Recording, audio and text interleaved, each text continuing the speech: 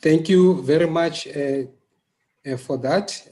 Those informations are very insightful. I think we are now in the graveyard shift. We are. This is the last leg of our session.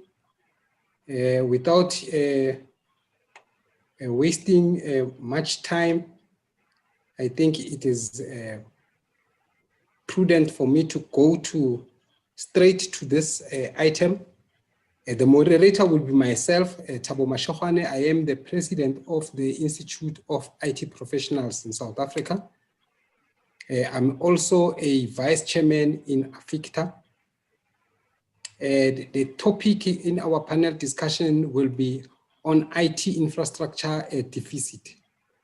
So within this topic, we will be looking at the challenges as well as opportunities that are actually being presented by this infrastructure deficit. And we need to sit and look back and ask ourselves, where are we? What has happened over the years? Have we progressed? How far have we progressed? Especially from an ICT perspective, it's very, very important to take stock. We have to look at internet accessibility, look at affordability, trust, and the availability thereof. And we have to look at which efforts are there, which can be done, and they are geared towards easy access and installation of IT infrastructure, and probably the sharing thereof. We need to look at that. I think from a perspective of infrastructure deficit, the question that usually one is asking himself on is, what is it? What gives birth to it? And in essence, what infrastructure deficit is about, it's basically a scenario where infrastructure investment hasn't kept in pace with the growth in demand or the growth in population.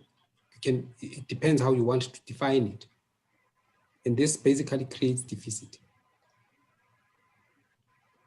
The African Development Bank, you would have heard it saying, infrastructure funding is here, but minus corruption. I think this is one of the challenges, perhaps, that is facing us. We are not only faced by the issue of infrastructure deficit, but there is other externalities that are complicating the problem. When you look at Africa, compared to other developing countries, we have higher access costs when you talk about technology compared to everywhere else. And this is some of the things that are making this more of a complex problem and ensuring that we do not necessarily come out of it easily. I've got speakers, well-renowned speakers that are going to come through. I've got Inye Kemabonta, who is a CEO at Techlaw Development Services. I've got Wale Osborne, who's the CEO at Letago Solutions PTY Ltd. And I've got Waddah Fadul, who's the founder and president of the Institute of Tomorrow. Ladies and gentlemen, we are going to have the panelists present their views. I will start with Waddah to start on this item, and and just present his views, just to tell us on the landscape and to give us his view with regards to infrastructure deficit, challenges and opportunities thereof. Waddah, over to you. Hello, everybody.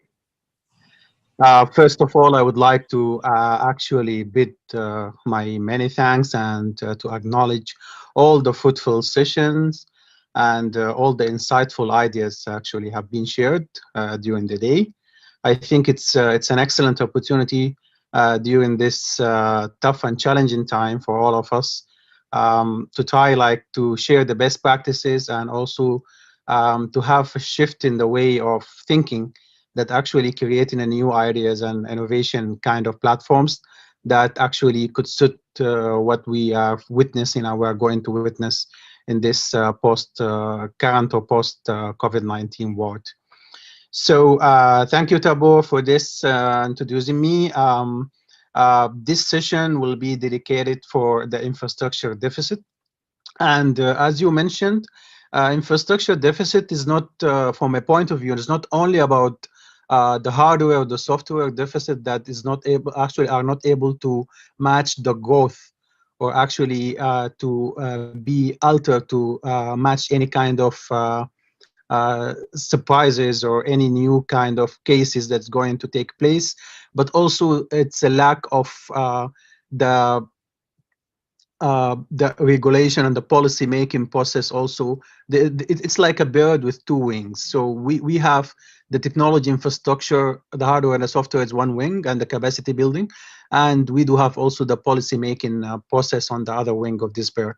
So you cannot fly further without having these two birds as strong as both of them together.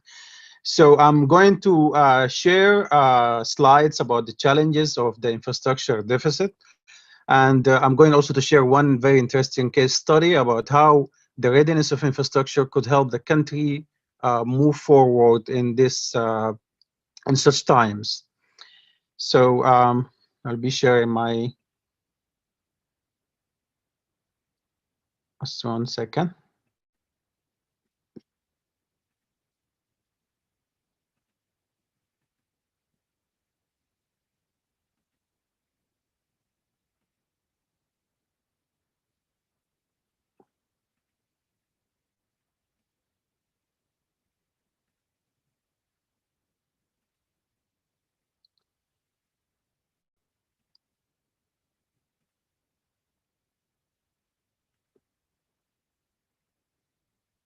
So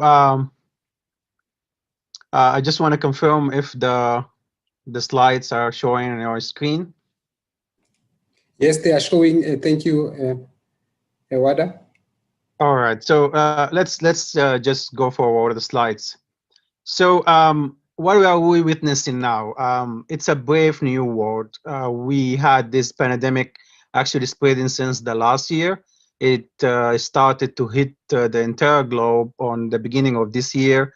And after that, we went through a series of full lockdown, semi-lockdown, unlockdown, and many things have been changed actually in our world since the beginning of the year.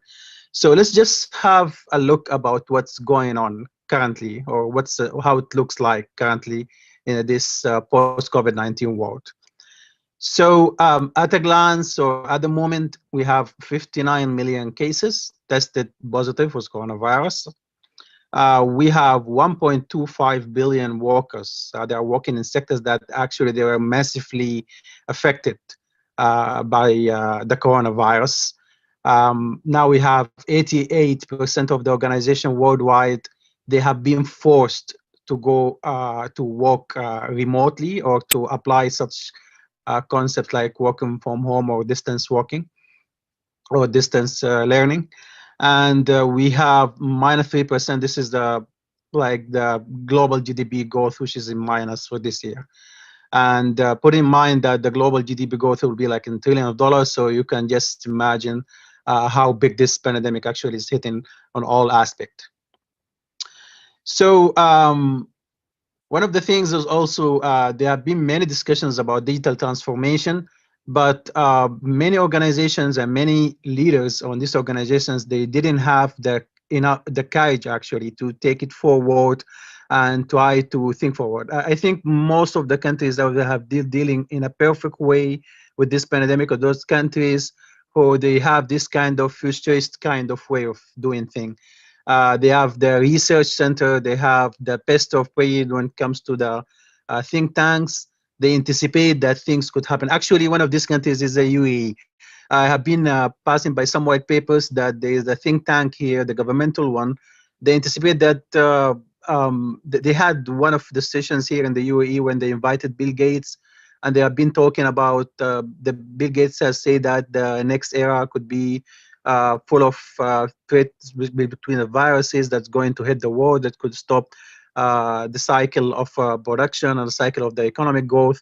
And this is what things actually happen. So all the countries that they have strong foundation about having forecasting about how things are going to happen during this kind of unpleasant activities, and those that the countries actually they are being having the full level of the readiness when it comes to the pandemic itself. So now we have 84% of the companies they believe now digital transformation is crucial for their business performance. And so this is, it's not like no more the CEO, the CTO, CIO. It's the COVID-19 is the main driver when it comes to digital transformation in our current world. So what are the challenges? So I tried here just to wrap up a couple of the challenges. I think they are, from my point of view, they are crucial to our current world. And let's start at the beginning with accessibility and availability. So you have accessibility and availability. We have the data protection and cybersecurity. We have the technology contracts and the logistics kind of the challenge when it comes to the ICT deficit. And also we have the regulatory management and the governance. And this is where I'm going to share one interesting case study about how to deal with this kind of situation. So let's start with accessibility and availability. And there is still the digital barrier is still there. For the access to the internet, we have only 1 or 3 people in the world, in the developing world, they have access to the internet. And in Africa alone, 19% of the population only is online. Actually, that means we have around 800 people that are offline in Africa alone. And one of the other thing is the digital gender gap. And this is something actually we don't pay attention to. We don't pay enough attention to, as an example, because sometimes the equal distribution of the resources that actually doesn't pay attention to the gender gap in different aspects, it's not going to do anything but just to make it a bit tough for you to reach your goal. As an example, in country like Sudan, for the literacy as an example, usually it has been, this percentage has been for the electricity has been drawn down because there is a huge gender gap. So because the country insists of having equal resources for many years. And if this equal resources, if it was not there, if it was just being altered or changed to 60 to 40% in favor of women, as an example, Sudan would be able to clear electricity maybe in 2005.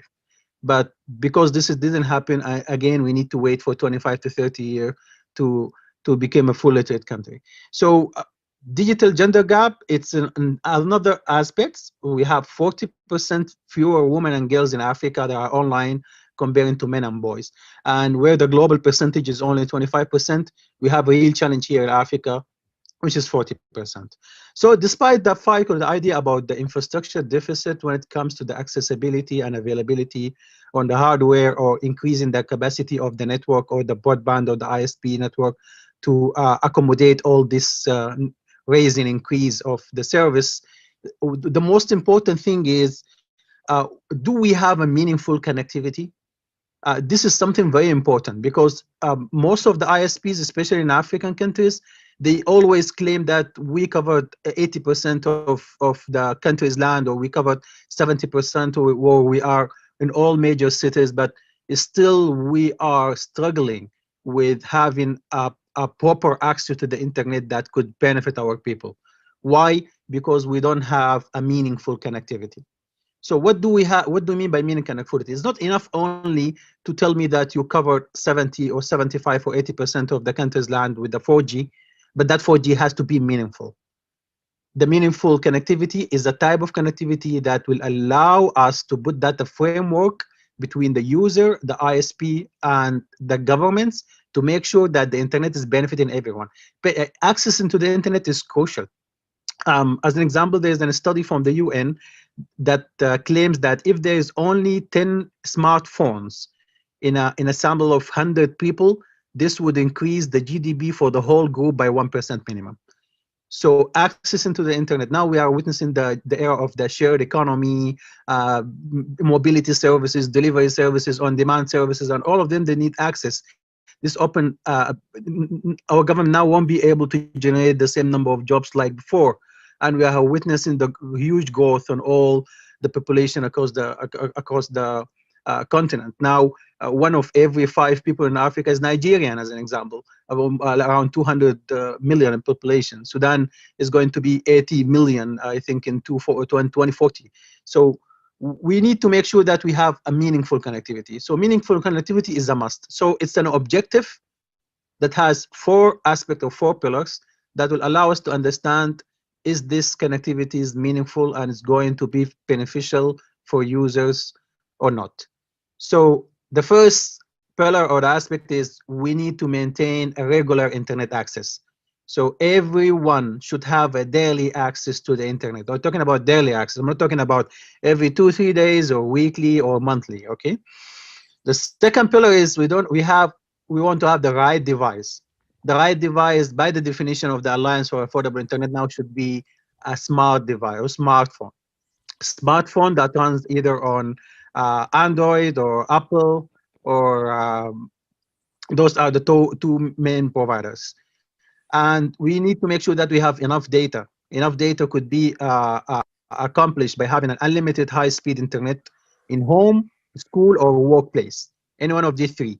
So if you don't have unlimited high speed in home or in school or in workplace, you don't have a meaningful connectivity that will allow you, and you are not likely going to benefit from the internet or to unlock any opportunity in the internet at all. And the last pillar is the fast connection. The fast connection, as the definition for the A4I for 2020, is minimum 4G per band.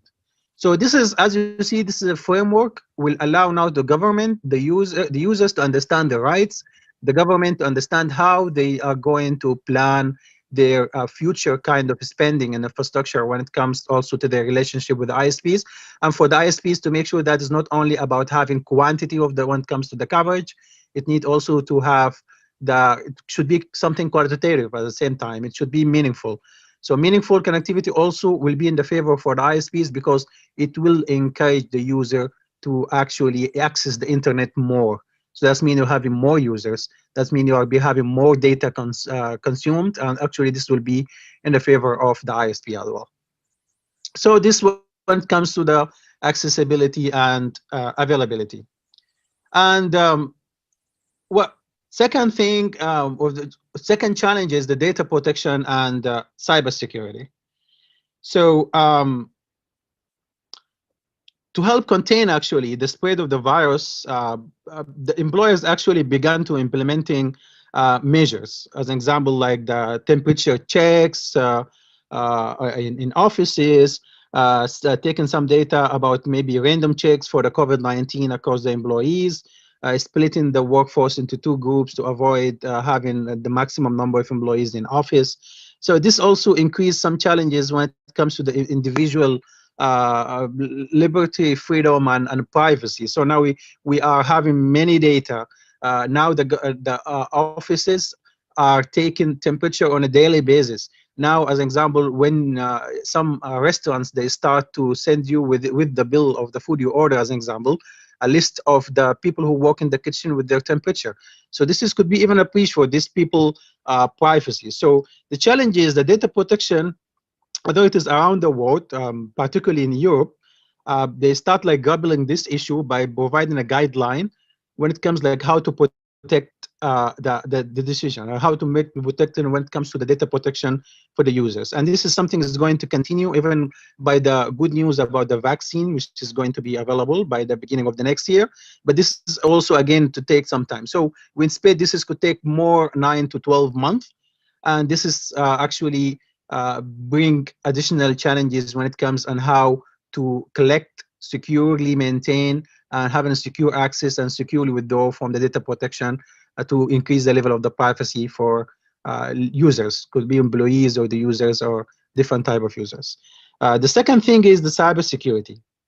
So in Q1 alone, as per some data from the Trend Micro, we witnessed around 900K total spam messages, actually, which are related to COVID-19 alone, and more than 737 detected malware related to COVID-19 as well. And only from Feb to March, we have a 220 actually increase on the number of the spams only in this year due to the COVID-19 or having COVID-19 related. So there was a noticeable spike in the coronavirus themed kind of attacks. So since this pandemic has been declared.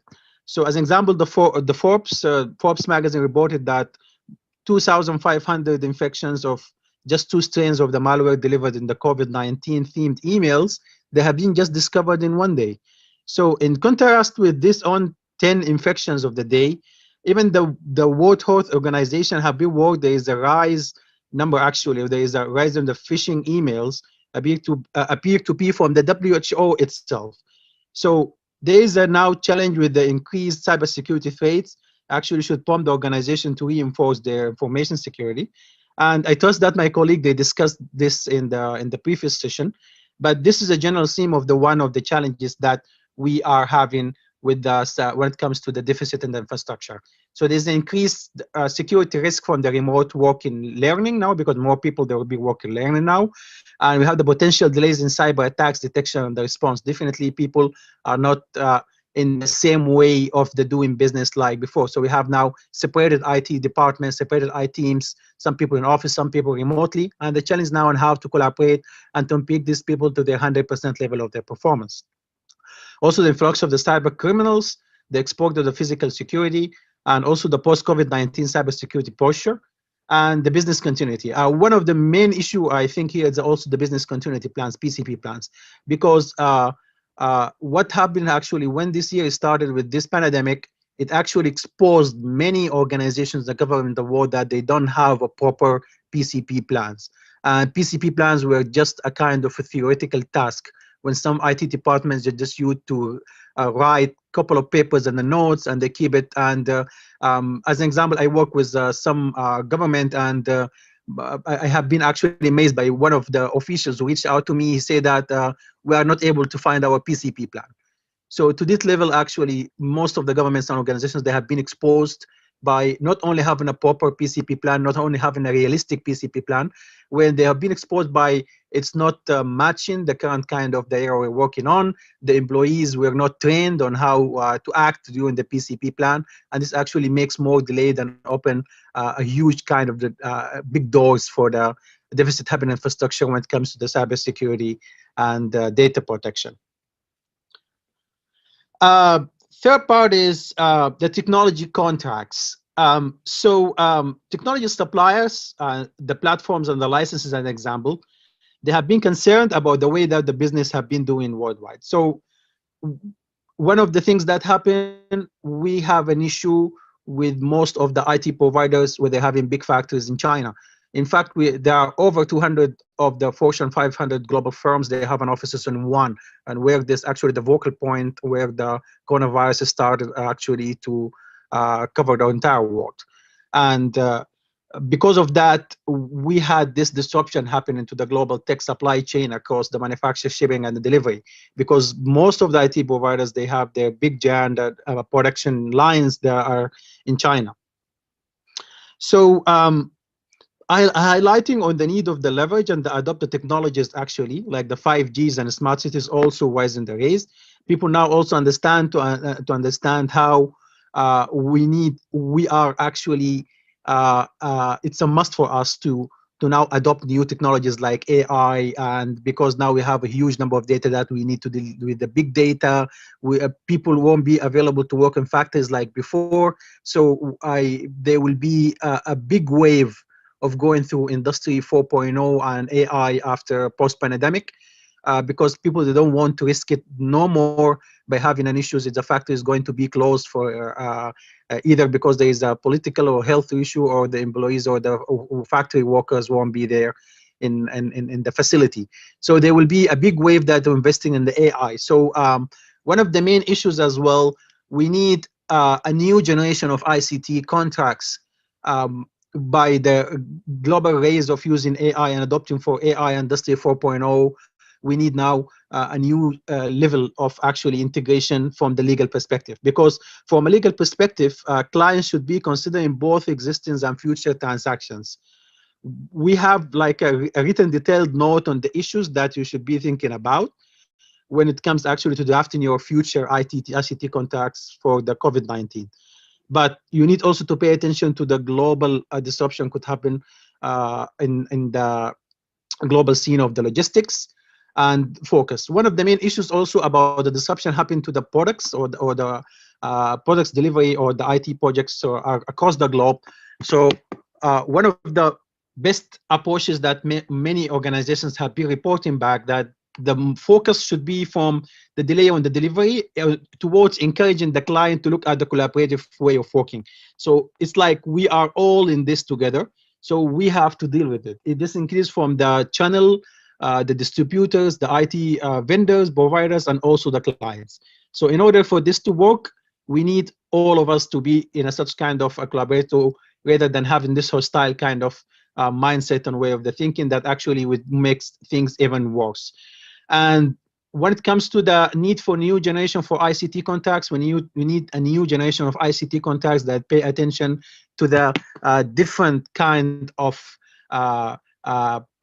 actually incidents could happen, like the coronavirus or similar stuff could happen in the future, and also how to deal with it when a global disruption in the logistics cycle could happen, and how to deal with that, and also how to adopt the ethical part of the data protection or the massive data collection, and also the ethical part when it comes to adopting the artificial intelligence.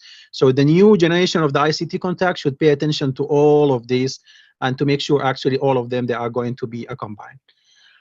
Last part is the regulatory management and the governance. This is a real challenge from my own perspective that actually affect our infrastructure and made a big deficit when it comes to the infrastructure, because it's not only about hardware, software, and the skillful people who run it, and also about the regulatory management and the governance, and actually the role of the regulators in each country and how to deal with it. So I'm going to give one case study about how one regulator in the United Arab Emirates, which is the Regulatory Telecommunication Authority, RTA, actually responded to the big shock happen in the educational sector in the UAE because of the coronavirus. So this actually will give us an insight also about the role of the policy making and the regulatory management and governance, and to actually avoid such kind of challenges when it comes to ICT infrastructure deficit. So there are 1.2 million students in the UAE. So this case study about how the UAE actually IT infrastructure and regulations saved the educational year during the COVID-19 for this 1.2 million students in the UAE. So what happened actually when this pandemic started hitting the UAE in second week of March, when the UAE announced there are 27 cases in the country and they are in the process towards having a complete lockdown. So the TRA actually started to work in a couple of quickly adopted level of initiatives, and also they quickly adjust their legal notes and their cooperation kind of strategy paperwork with the ISPs in the country, in order to actually having set of measurements that should be in place to make sure that no disruption is going to happen to the internet access and the provider for the internet itself, to make sure also no disruption is going to happen to the educational year in the country with this big number of students. So there were three aspects has been targeted by the TRA. is to speak to the parents and the students. This is one aspect. Second one, actually, to also unlock level of initiatives and opportunities when it comes to communication with schools and teachers. And the third part, which is the most important one, with the ISP, and actually having such kind of quick decisions to be implemented when it comes to the deal with the ISP and how ISP should provide and access the internet in the country. So when it comes to the TRA and the internet ISPs, the TRA actually started, they initiated one note early in April. They say that they are suspending the deactivation of mobile services. So if you have an incomplete papers or something, your line is not going to be connected. This is to make sure that if there are some students, or if you yourself are a student and using this phone pad to access, no disruption is going to have in your service because of some kind of maybe incomplete papers, or this will lead to deactivation to your line or the service. And also the TRA informed all the ISPs in the country that they should provide free internet data packages to all families that they don't have an internet access in home. All families in the country that don't have an ADSL, the TRA informed the ISPs they should give them a kind of a decent speed of free minutes of the internet package per month, for allowing them actually to access it, the internet, to make their kids won't be able to have any disruption in their educational process. And also it informed the ISPs to increase the fixed broadband speed to up to 100 Mbps, 100 megabits per second, in order to make sure that to combine the raised use of kind of the video calls and the internet calls and the big files shared happening because of the educational era in process on the distance learning. And also it enables some applications where some of them were blocked. Now all of them will be open now to avoid any kind of disruption, and to allow the expat to communicate back to their homeland with their beloved one and their families, or also to keep them in a good state of mind so they can focus in this educational year.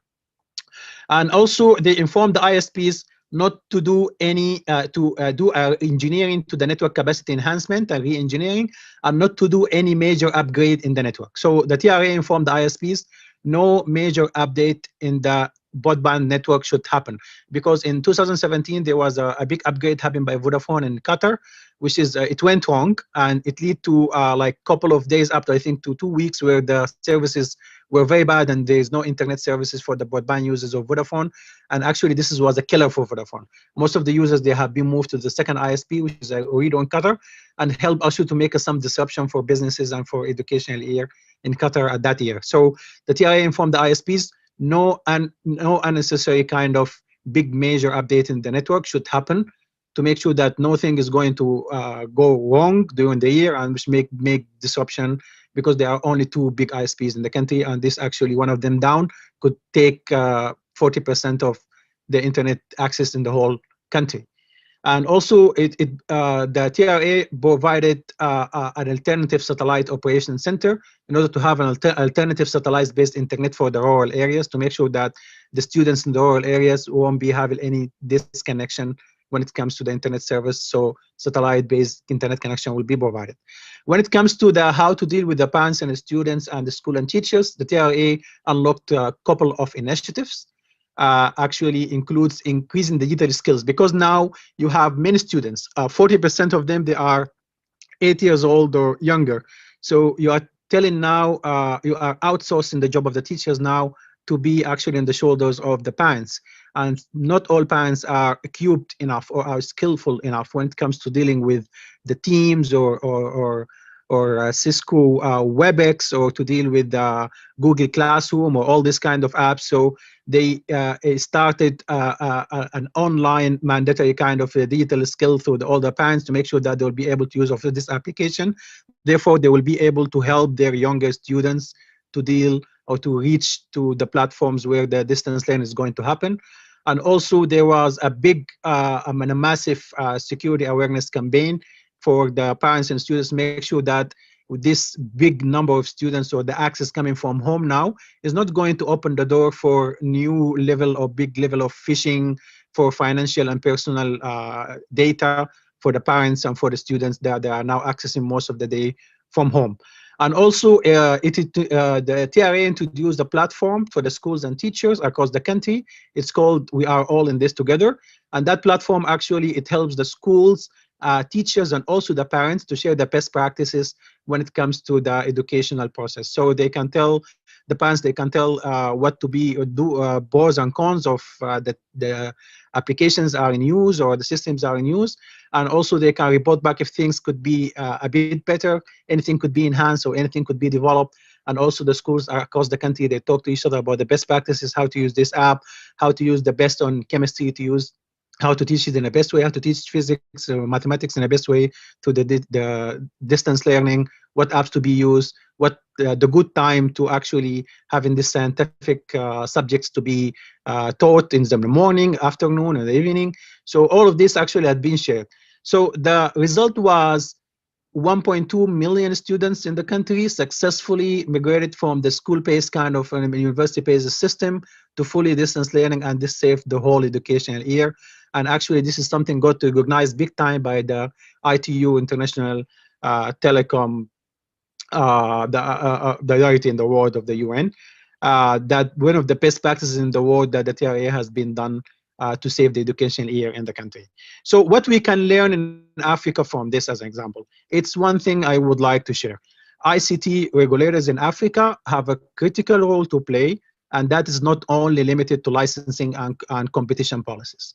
We don't want our ICT regulators in Africa to only be a kind of a circ handler or only paperwork manager or something. We want them to be innovative. We want them to deliver more and more kind of the new ideas and to be innovative. This because the key is innovation. So the more you be innovative, the more you'll be able to handle tough situations like coronavirus and actually unlocking more opportunities within this. And that's why for that we must also pay attention to the role that the regulation and the regulation management, regulatory management and the governance and the policy making in order to overcome all the challenges when it comes to the infrastructure deficit. That's all. Those are my ideas, and I hope we could have some fruitful discussion based on them. And thank you for giving me the opportunity to share in all my ideas during this fruitful session. Thank you so much. Thank you, Waddah. Much appreciated. I'm not seeing any questions and answers from that perspective, but I just wanted to, I liked the item. You highlighted something called meaningful connectivity, which is based on certain pillars. My question regarding that is, how is that to be accomplished, and who is to ensure that it happens? All right. So when the concept of the meaningful connectivity actually introduced first time by the Alliance for Affordable Internet, A4II. So because one of the big issues that when we have one of the big issues we have when it comes to the accessibility and the affordability of the internet, that we don't have a common standard from the perspective of the government, perspective of the ISPs, and perspective of users. So what is the good internet access? So that's actually made a big delay when it comes to the investment, policy making, and strategy process, investment from the side of the ISPs, and also the review when it comes to the users itself. So the A4AI wanted to create a standard, and they called it a standard at the beginning, and then they felt afraid that the word standard could implicate some pressure on the ISPs, because at the end the ISP, they are private companies. They seek profit at the end. So the more pressure you put for them to invest, the more other things they could do and alter in order also to play around this area. So we don't want to push the ISP or to corner the ISPs. Some of them, they are foreign companies. They're working in foreign countries. They want to transfer this money back. They want also to have a level of margin when it comes to the profitability. So you don't want to corner them, because they are a key pillar for this to be a success for the internet connectivity. So we recall that as objective.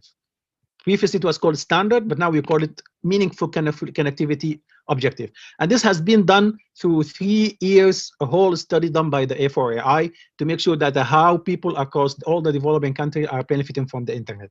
So that's why we have these 4 big pillars. So we have to have a regular internet access. We benefit most from internet when we can use it regularly. As our societies grow more in the digitally and internet is integrated in our daily lives, connecting occasionally is not enough. So daily access to the internet is the minimum we need to see in order to see the real benefit of the work, education, and communication. The second pillar is the appropriate device. To experience the full power of the internet, we need the right device for sure. So what's the right device? A smartphone gives you the functionality to create, consume, to learn, to innovate, and to have the content in the way that the basic phones cannot do. So the minimum level should be a smartphone. And this is also something that the government should pay attention to. We could have maybe a license from Google for Android. So now in Rwanda, as an example, there is a factory now for smartphones. So we could invest in this. We could even have an occupation of this industry in Africa itself, because we cannot benefit from this revolution of the internet or the access that the whole countries in the world they are benefiting from if you're still using the classic or the basic phones. You're not going to benefit from this revolution at all. So ideally, you need a smartphone. The third pillar is the enough data. Enough data, while some people have unlimited data packages, others they are still struggling. And they're experiencing actually very low speed. Very low speed and not enough data. This is our two things that are not going to allow you to benefit from the internet at all. It doesn't make any sense if you have a coverage of the internet for the whole country, if the average speed is 256 kilobits per second or something like this. No one is going to benefit from that at all. So this will be the waste for the infrastructure, will be the waste for any digital transformation policy and strategy made by the government, and definitely is not something going to be beneficial for any kind of user. So minimum, we need an unlimited broadband connection at home or workplace or offices, because these are the three places where I spend most of the time during the day. Having a reliable, high-speed, unlimited broadband in these places will help us to benefit from the internet at the most. And last and not least, the last pillar is the fast connection. So the fast connection, based on the research done by the FRAI, that tells that our internet speed can make or break our online experience. And we all know about that. You could have the latest device, you could have everything ready, you have subscribed to this platform to study or something, and you have a very low speed that could kill your entire potential that you are going to have. So any potential having regarding, leave alone the distance learning. We are talking about things like telemedicine or all this kind of thing could not happen at all if you have a very low internet speed. So we don't have an internet speed that will have a buffering kind or unstable kind of the service. We want a minimum a 4G mobile connection, and this is the threshold will allow you to unlock all these potentials when it comes to distance learning, when it comes to working from home, when it comes to telehealth, and all of other aspects. So these are the objectives that the government now can see and can seize and can build their digital transformation strategy based on it. And the users, they can also have their own rights as a consumer to judge and to classify and categorize if they have a good service or not. And for the ISPs, in order how to invest and how to implement and how also to deploy and install their services in order actually to match all these three pillars at the same time. Thank you. Much appreciated, Waddah.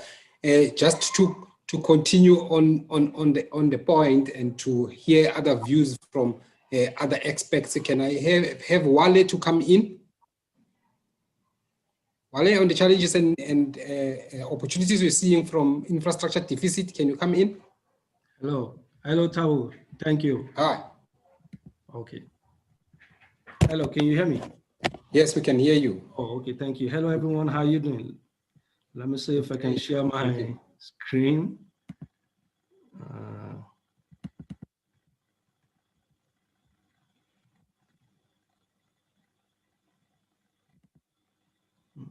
Wait.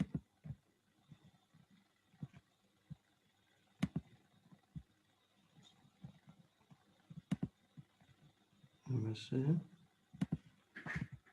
Is it coming? Yeah. Is it visible now? Can you see my screen? Yes, it's visible. Thank you. Okay, good. Go ahead. All right. Okay, good. Okay, hello, everyone. This is Wale from South Africa. And I will be talking on the infrastructure deficit, the challenges and the solutions. Though I think my co-panelist, he has said much, so I'm just going to be adding more on what he has said. Okay, one of the internet penetration in Africa. One of the sources I was able to get the one on the internet from the Internet World Statistics, which is showing, the report is showing Africa is still sitting back at 39.3% in comparison with the world average, which is sitting at 58.8%, and in comparison to the rest of the world, which is at 62.9%. And that is, I mean, talking about, and this is about a first quarter of 2020, just at the start of the lockdown of the COVID-19. And this state about 526 million Africans plus was able to have access to internet penetration. And if you compare that to African population, which is standing at about close to 2 billion, if I'm correct, you understand? I mean, that is still very much that should be about 1/4 of the population. Yeah. And some of the challenges that we've been able to identify is the lack of accessibility. This is just the summary of it. There has to be an awareness. We need to raise awareness about accessibility. I mean, relative to the study from I just talked about earlier on, and connectivity as well. We need to invite governing bodies to discuss and see how we can execute policies and regulations, and how infrastructure development in IT can actually be improved in terms of network collection in rural areas, which will definitely create a number of jobs as well, and for global, both small and big companies. Affordability is another one. We need to be able to build a connectivity that will be independent of user location, with more IT companies to come on board. And the focus has to be introduction of packages that will be more affordable in terms of data that will give accessibility to a lot of people from the rural area. Because that's where the majority of the population is sitting at. And if the majority of the population are not able to see, if they're not able to have access to internet, that's definitely going to have a deficit on the economy as well. And talking about the shortfalls and solutions to infrastructures, to IT infrastructures. Access to IT infrastructure components that are fundamental for IT services. That is still limited to a percentage living above the national poverty line, which is where my cousin and my colleague spoke about it, the digital divide as well. And people residing in rural settlement with connectivity, it's not as it should be. We're very far behind with that. The network connection, for example, South African population currently ranking at almost 60% of the population that are not really having the good network connection to the internet. And without a stable network connection, access to laptop, smartphone, any other gadgets, that has a little significance with it. Also, affordability of the IT components, which is directly proportional to one's social circles. It's still very expensive, especially the ruling class, which is the high class status in the society, economical status, are the one who can actually afford the unlimited 5G coverage. The middle and the working class, those will be able to afford limited coverage, but the poor can be only able to purchase data as at when they can be able to afford, or funds it's affordable to them. The COVID-19 has presented a lot of opportunities, which is good, and which has brought a lot of awareness and to the government, and made most regulators and policy makers to be aware of what needs to be done to improve the infrastructure deficit in the IT. The COVID-19 has allowed communication in ways other than the traditional face-to-face, which is the power of the virtual connection, which is one of the things Zoom has done. A lot of companies are doing that now, even the public sectors are doing it, and the schools as well, private sector. And technology has been framed as a panacea for development issues. It's the bedrock, everybody knows that. Everything comes down to technology, so which is good. And as Lutz notes, At the highest level of government and intergovernmental organizations, this newest form of information technology is viewed as a ticket to everlasting peace, progress, and prosperity. Hopes will remain that the application of information technology will solve many of these problems now confronting the planet, and which is a good thing going forward. I believe the government and intergovernmental organizations with the private sector will be able to come together, and we will all be able to see how we can bring solutions, a better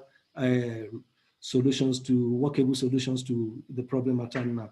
And e-commerce is certainly driving the demand for IT professionals, but it's also required IT expertise to be coupled with strong business application skills, thereby generating demand for a flexible and multi-skills workforce. There's opportunity there for the young, the population in the country and in the continent, which is the millennia, with the highest population, for them to be able to be scaled up in the IT profession, coupled with the soft skills application for business purposes.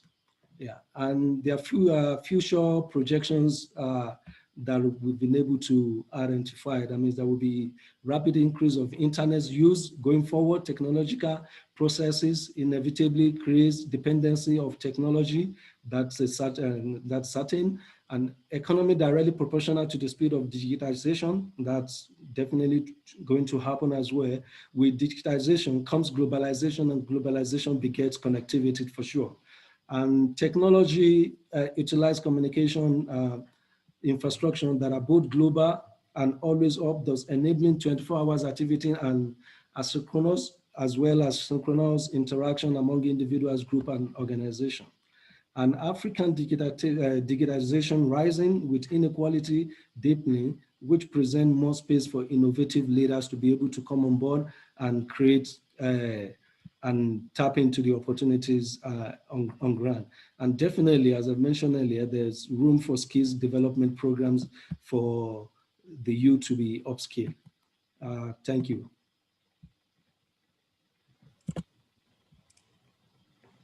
Thank you very much, Wale. Much appreciated for the presentation. It was very much insightful. Let me look at the question and answer. I do not see any questions that are being posed on that.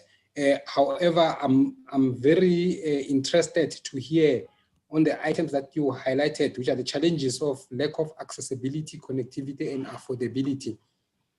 I just wanted to understand how in the context of South Africa, do you think an issue of affordability, connectivity, and accessibility can be resolved? Okay, when it comes to accessibility, we really need to raise awareness in the sense the government cannot do it to the public sector, which are the regulator and the policy maker. There has to be a very strong relationship that needs to be built with trust, and trust is what is most needed in this aspect when it comes to access to IT infrastructure development, so that we can be able to deal with this deficit. But definitely everybody knows the public sector, which is the government, don't really have the money. They depend on bonds, but the private sector is sitting with the capital, and capital is king. I mean, that's a given. So the building a trust relationship, it's what is very important, so that there can be a public-private partnership for infrastructure development on a long-term basis. So if it's going to be a build, operate, and transfer, whichever terms and conditions it's going to be, I think that's what is definitely going to be, it's what's going to make accessibility to be more visible in that aspect. And if we can be able to do that, connectivity we increase, as my colleague said, that meaningful connectivity, and that will lead to meaningful connectivity. And because there will be a lot of the accessibility is going to increase, which is going to increase the connectivity. So affordability is definitely going to be visible as well. That will be, because it will be cost effective. Thank you, much appreciated for that.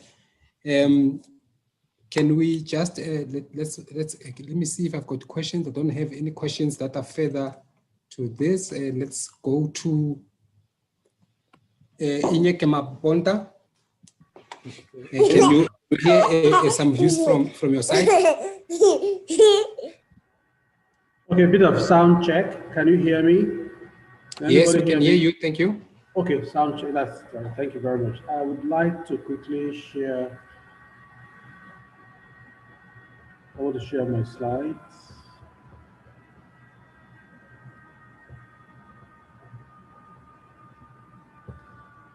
Well, I live in Nigeria, so I would be talking about Nigeria, and I want to make a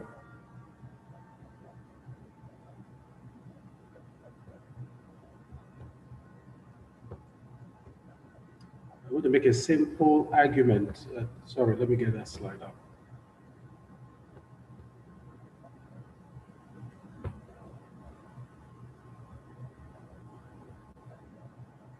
Can you see my slide? Yes, we can. Thank you. Go ahead. Okay. All right. So I would make a simple argument and a short presentation. My argument will be centered on how best to stimulate demand so that the deficit we experience can be bridged. I won't spend a lot of time on the well-known facts or causes of the deficit as been already very well articulated, but I will give a bit of the background as it is Nigeria.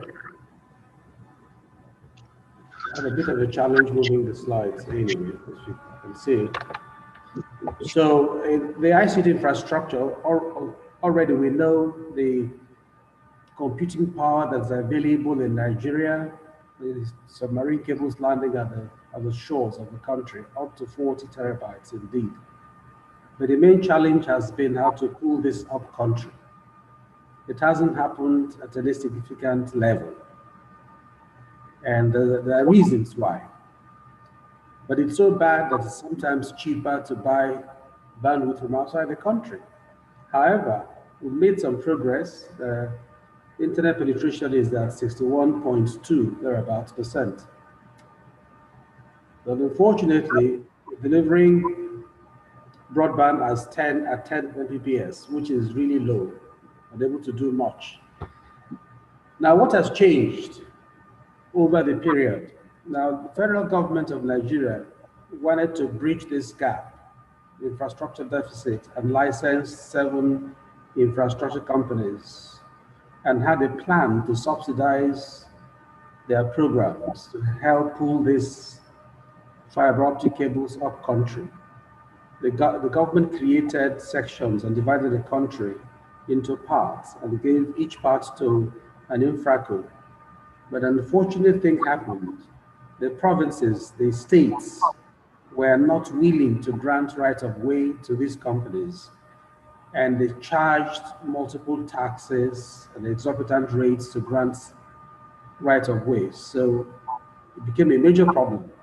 There is enough internet, enough bandwidth, enough broadband, but it can't go around the country because state governments through which these cables will pass wanted to charge heavily, and it was going to bring a lot of cost to the people. So that created more and more problems. However, the advent of COVID, the COVID pandemic did something interesting. Because it was not possible to communicate the normal way, the education sector suffered like many other sectors. Virtual learning was difficult for most schools.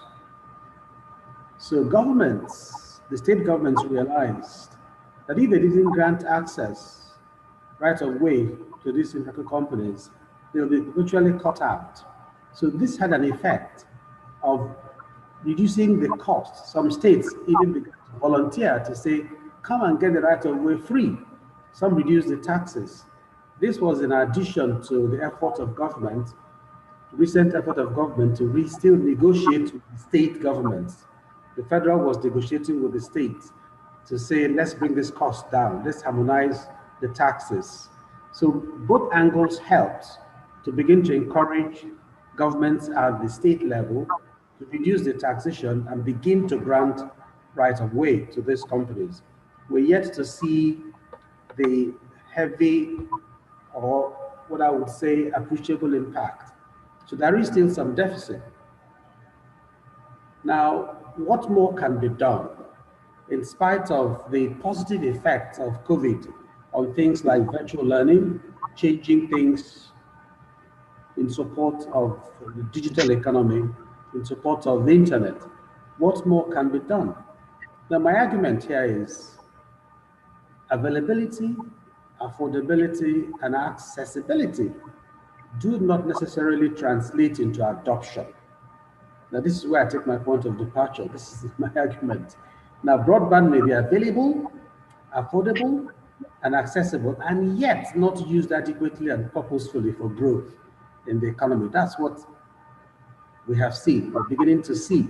The problem, in my view, is not whether it's affordable, it's not whether it's accessible, it's not whether it's even available. That's not the main problem. So what do I argue? The greatest demand driver for broadband is actually online services, government to citizens, business to business, business to citizen services, not devices. The driver is not devices, not even infrastructure, and not even the AAA, the availability and affordability and access.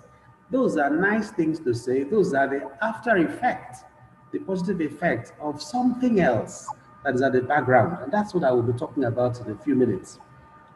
So the question is, if it isn't those things, so what is it really? What services do the citizenry and businesses need? What is the demand drive? What are the needs that will drive the demand? One is education. Now, citizens want education. I'll give an example. Many years ago, I was in a class, postgraduate class of about 17 people, and the university said to us, before you could take this course, you would have to resign from your job. We were just 17 in class. And I said, but this class can take 5 times more the number. And then even 100 times more if you had virtual option, because I was doing a 7 to 8 hour journey once a week to attend lectures. I didn't have to. So access to education is an important thing. There are about 13 or more million children out of school, and no amount of infrastructure from a country that owes over 31 trillion naira would enable those kids go into brick and mortar schools in the next 5 years. That's not going to happen. The cost is enormous. Also, there are, out of the 2 million applicants for placements in Nigerian universities, only 1/3 get admitted because there are no spaces in these universities. No spaces, because universities run an analog system. You have to go there, rent a house, and attend classes physically. Imagine where there is a learning managed system and the learning is virtual. So those 1 million plus students who don't get admitted every year, amounting to about 15 million or more in the past 10 years, would get educated, would create a critical mass of educated young men in Nigeria. But because there's no access, virtual learning access becomes a problem. So there is need for education. So how would you solve that problem of education? It's simply for universities, most of which are in the urban areas, doesn't matter where they're situated, but they have all of them actually have internet access on the campus. They do. I've had a tour of many universities. I've had conversations with vice chancellors. They already have internet access provided by major carriers. But these are underutilized because none of those students have to do their assignments and submit online. They have no need for even laptops because they take their notes in hard form, in hard copy. They write exams in hard copy. Imagine what those universities said to those students: all take-home assignments, all project work must be turned in electronically. Those kids will be forced to buy tablets or laptops, right? Which you don't have now, they don't need now. Even if you give it to them free, they won't use them because there's no need for it. There is no compulsion to be online because everything is analog. So the need for education could be satisfied if universities were able to have learning management systems and digitize their processes so you can, from your remote location, access content. How would you access that content? It's not because you're being given bandwidth by a service provider. It is because your university says you should have it. If that happens, then data management companies will begin to have data plans for students. They would have, for instance, a 5 p.m. to 10 p.m. data plan for students. They would know, because every businessman will invest where he sees business. So if they know that students are online mandatorily, they would have data plans for students. So what drives that internet? It's not availability or affordability, it is usage. And usage is driven by need because there's a simple regulation that says go online. Same thing for health. The man in my hometown, or the village, the fisherman at the creek has a cell phone, but it's not a smartphone, right? It's a feature phone. Why does he need a feature phone? Because he has to send text messages to his son to buy him his medication. Now imagine where he knows that he can actually speak to his doctor, even from the creek. He will have a smartphone because now he has a feature phone, which he really didn't need 10 years back or 20 years back. But he needs now because there's need to send text to his son in the city to get him his drugs.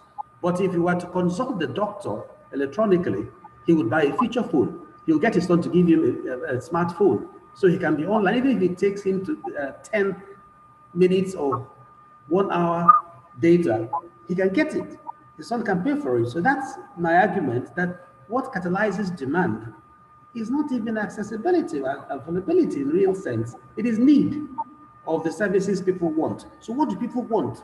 They want communication. That's why the fisherman has a phone. That's why the farmer has a phone. But they're not smartphones, they're feature phones, but they need to communicate. They need to use USSD code to transfer money.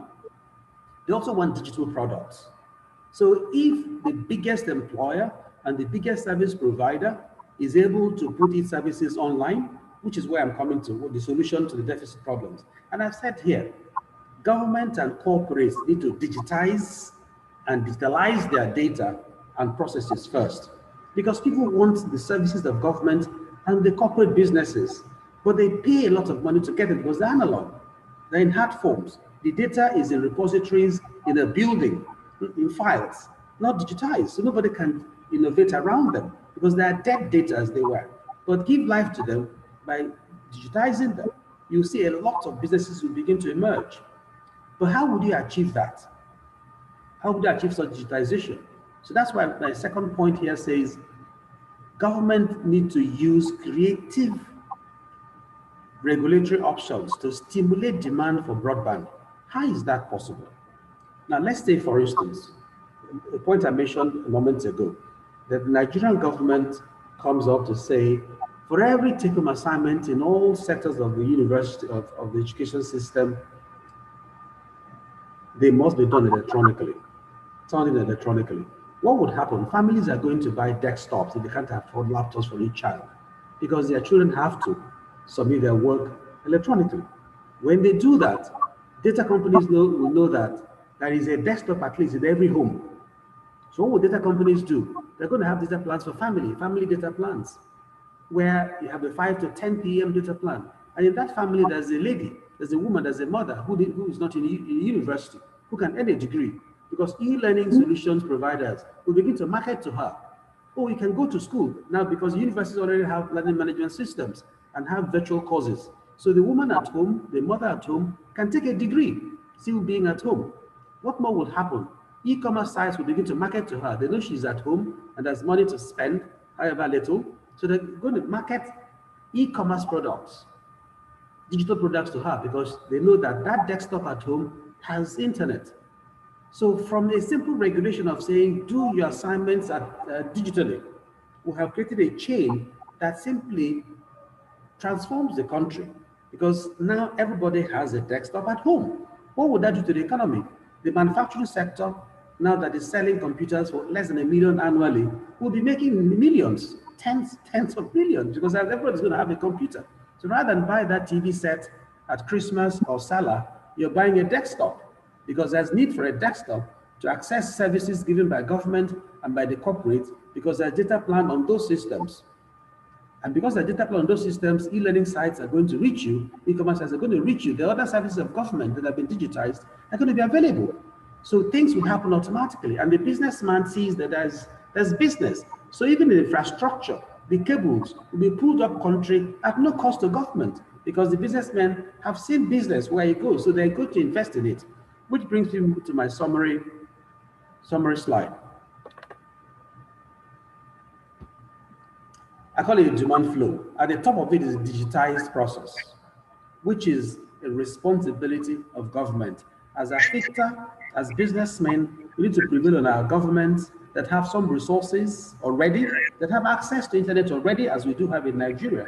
In the cities where government resides, there is available internet. They can afford to use local solutions to digitize their data and their processes.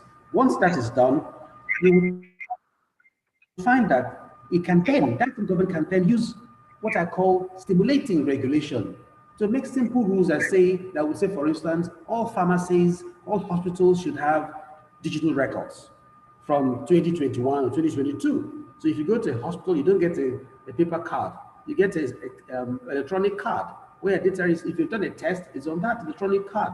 So you swipe it, and wherever you go, you carry it with you. So it stimulates demand. And when that happens, you're going to find, instead of just now that we have fintechs, you're going to have health tech companies emerging, because there's data upon which they can innovate.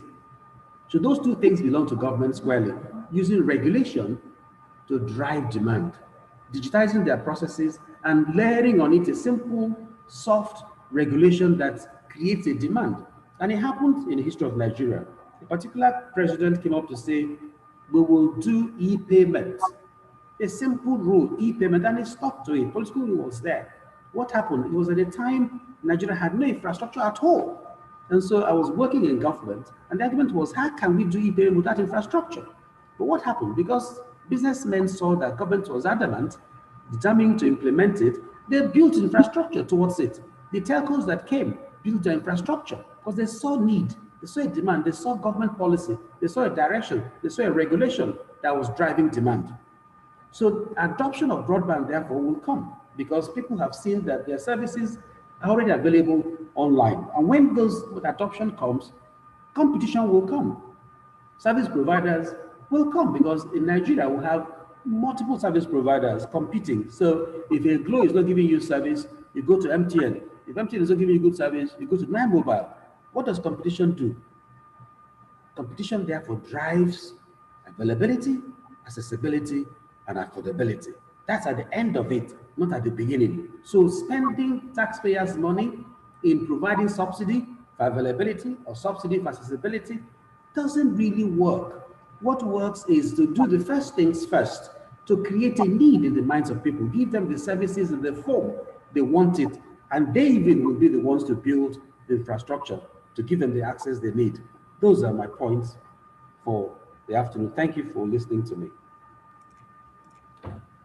Much appreciated. Thank you for the points. They were very concise, to the point. I like the last parting shot, that create the demand. If you ever want to sell anybody a pencil, ask them to sign a paper. Then they ask for a pencil. Very critical. Precisely. Very important to actually do that. We are at the point where we are left with a couple of seconds. Can we have maybe closing remarks quickly from my panelists? I will start with Waddah. Just take about 10 to 15 seconds just to close and give us just your closing remarks. Waddah? Yes, so thank you for this. So in the same way that we want to focus on the infrastructure in terms of software, hardware, and bridging the skill gap, we need also to make sure about we have an inline level of strategy that doesn't have any kind of drift inside it, and also the policy making process is going in line. When it comes to the accessibility and affordability, we need to make sure that we have a meaningful connectivity. Without that, we won't be able to benefit from all the potentials actually can be unlocked using the internet. Thank you. Wale? Yeah, thank you, Thabo. Yeah, from my side, I would just say we should focus on how to build a better trust-worthy relationship between the private and the public sector for infrastructure development in IT, and regardless, I mean, the cut across every sector of the economy, and that is very important, a trustworthy public-private partnership for development growth. Thank you. Thank you, very much appreciated. Inye? Yes, please. You know, I wanted to end on your powerful statement, which is, if you want a man to sign a paper, to buy a pencil, give a paper to sign. So that's for me. So we need to find a way to drive the real demand and not spend money on subsidies and keep crying about affordability and accessibility. We need to go to the roots, give people what they want. And that is to digitize services. Yes, sir. Thank you.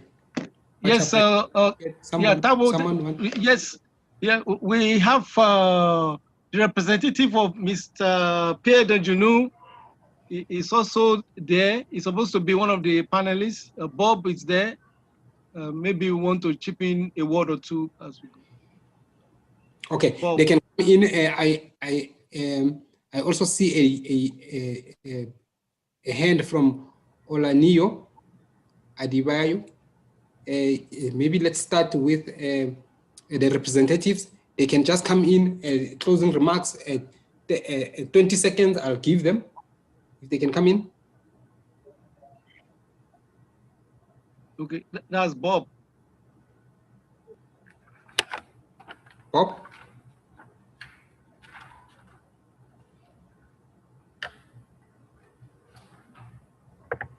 You can unmute yourself.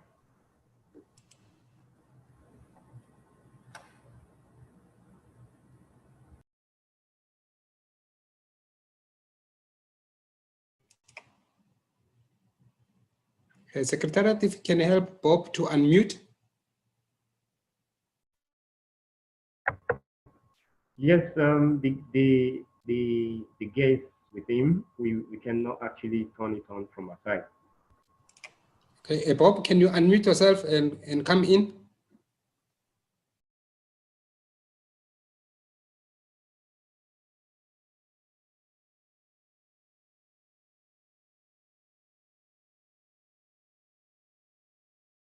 In the interest of time, I'll go to Olaniyi Adibayo.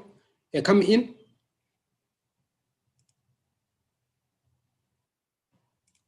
I think he left the meeting. Maybe he was trying to unmute or something, then he left the meeting. Bob?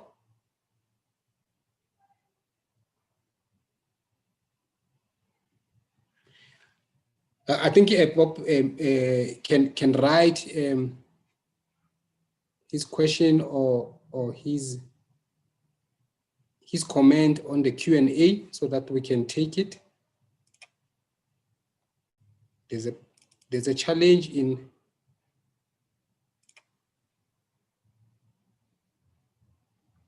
okay. He wrote something like, if I can do that tomorrow, much appreciated. I think he's unable to come through for today. I would like to take this opportunity to thank all the panelists for availing themselves, sharing their expertise with us, and also all the contributors that came through into today's session. Your contribution and support into AfICTA is highly appreciated. Also, to our sponsors, all the companies that actually came through to be in support, in particular IBM, then Galaxy, and also ICANN BC. Much appreciated. Your support is appreciated. Ladies and gentlemen, in this particular time, I would like to say thank you